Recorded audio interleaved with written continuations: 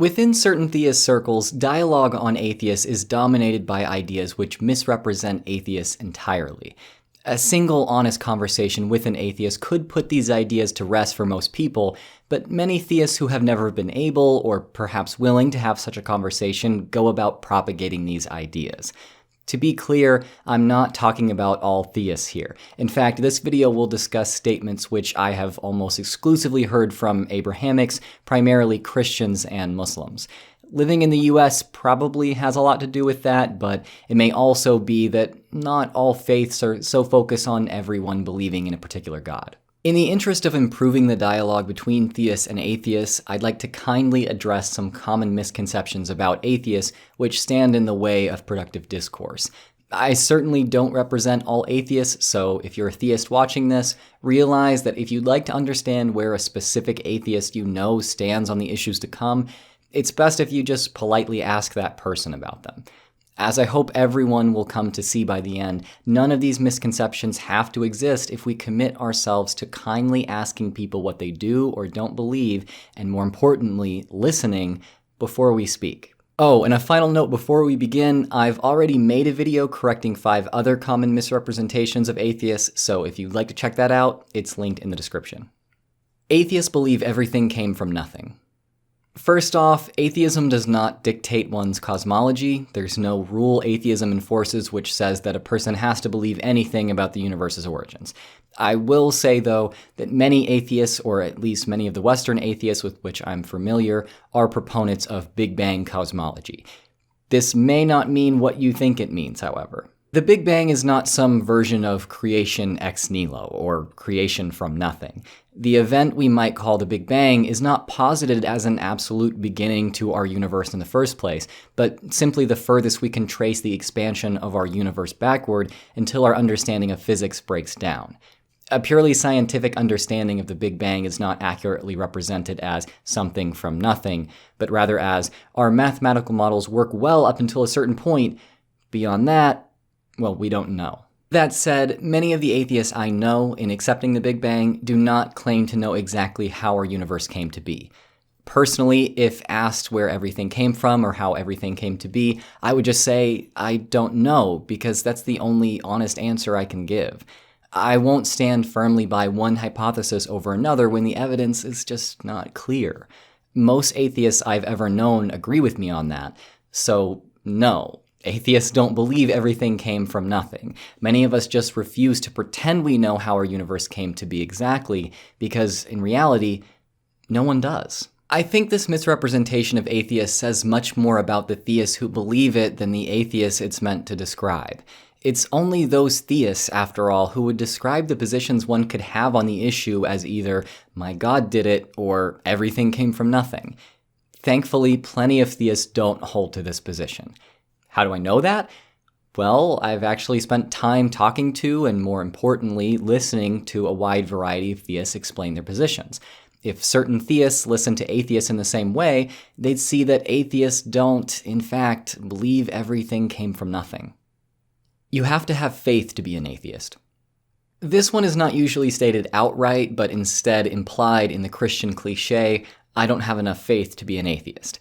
Anytime I've heard this said, it's been accompanied by ludicrous caricatures of scientific theories, which atheists are assumed to believe, along with the notion that if God is not the explanation for everything that exists, then the only other conceivable explanation is that everything came from nothing. Buying into these scientific theories, as well as creation ex nihilo, takes blind faith, they say. I'll need to make a couple of clarifications before we dive in here. One, although I personally accept the Big Bang Theory and the theory of evolution by natural selection, not all atheists necessarily do. Two, definitions of faith are not all the same. Some Christians, for instance, are very careful to define the word faith in the way in which they define the Greek word pistis, a word translated to faith in the New Testament. This definition is usually said to be trust or belief based on reason or knowledge. The cliché in question here, intended as a disparaging comment on an atheist epistemology, does not work with a definition of faith which implies reasonable belief, which may be why I haven't seen too many Christians who use that definition using this cliché. This cliché only implies that atheists are unreasonable if the definition of faith being used is something along the lines of unjustified belief or belief without evidence. So, to finally address this cliché, if you think the scientific theories of the Big Bang and evolution by natural selection, or other well-attested scientific theories which explain something about how our world developed into its present state, can't be justifiably accepted, that's probably because you don't understand how overwhelming the empirical evidence for those theories is. Just because you don't understand those theories does not mean others are not justified in accepting them. It does not take faith to accept these ideas because the evidence for them is sufficient enough. Many religious people are fully aware of this as well. Second, in saying, I don't have enough faith to be an atheist, which admits the person speaking does have some faith in their God, implies that believing too much without justification is a bad thing, but believing some things without justification is good? I have to ask, how much are we supposed to accept without justification? And does it matter what we're believing? Christians specifically often uphold faith as a virtue and encourage others to have a great deal of faith. So is believing Christianity without justification okay, while believing anything else without justification is not? Honestly, I don't think that's what most people mean to say when they use this phrase or state that atheism takes faith. I think they're more likely using a snappy, clever-sounding phrase they heard from an apologist without really thinking it through. Once again, this is a misrepresentation of atheists, which could be corrected if the theist who states it simply tried listening to what atheists actually say. A true atheist wouldn't talk about religion so much. They would just move on with their life. The problem here is, whether or not someone talks about religion is not dependent on their religious beliefs. There are those who disbelieve who talk about religion, and there are those who believe who don't. There need not be a correlation there. Obviously, this is most often said to atheists who are vocal or critical on the topic of religious ideas or practices. Saying this shows a complete lack of empathy on the theist's part, though, as it's easy to see why an atheist would feel the compulsion to talk about religion. Religion is a massively influential factor on human life. It permeates our cultures, governments, and worldviews. It affects all of us, whether we like it or not. It makes perfect sense that a person would have and express opinions on something which affects everyone.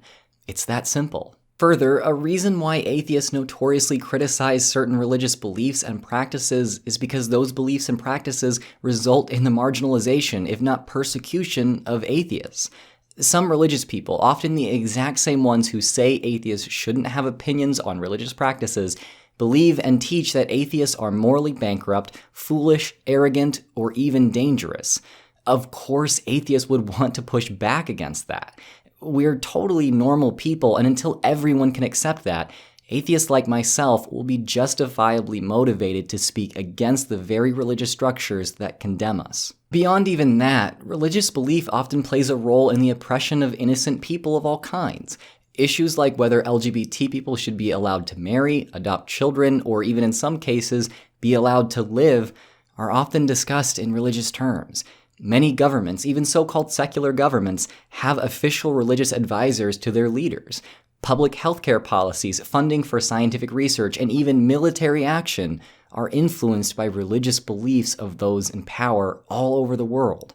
Of course, atheists would have opinions on that, and not just for their own sake, but for the sake of others as well. Discussion of religion is every person's business until religion ceases to insert itself into every person's business. Atheists have no meaning in their lives.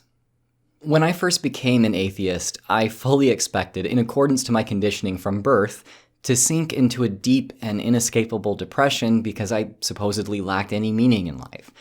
Being an atheist certainly was emotionally difficult for me for a while, but I did quickly realize that I still, almost instinctively, found meaning in my everyday life. I simply did not stop caring deeply about my family, my wife, my friends, what I was going to do with the rest of my life, the lives of others, the future of humanity, or any of that. I was conditioned to think that the only way to find meaning in life was to derive it from God's divine will, and that if I didn't do that, I would have no reason whatsoever to live.